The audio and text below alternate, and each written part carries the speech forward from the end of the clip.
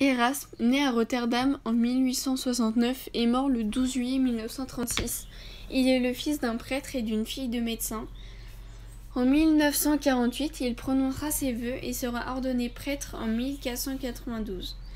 Il deviendra par la suite secrétaire de l'évêque de Cambrai pour pouvoir financer ses études à Paris entre 1495 et 1499, ce qui lui permettra d'apprendre le grec.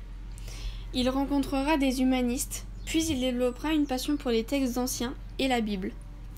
Erasme voyage dans des pays comme l'Italie, où il sera docteur en théologie, à l'université de Turin, en France et en Angleterre, où il rencontrera et fera la connaissance de John Colet et Thomas More.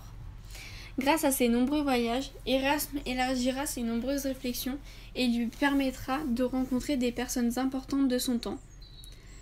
Il est un humaniste qui est ouvert d'esprit sur tous les domaines de connaissances, mais il préfère la recherche et la réflexion personnelle, ce qui lui permettra de prendre du recul sur la religion, et il sera alors indépendant de ses pensées.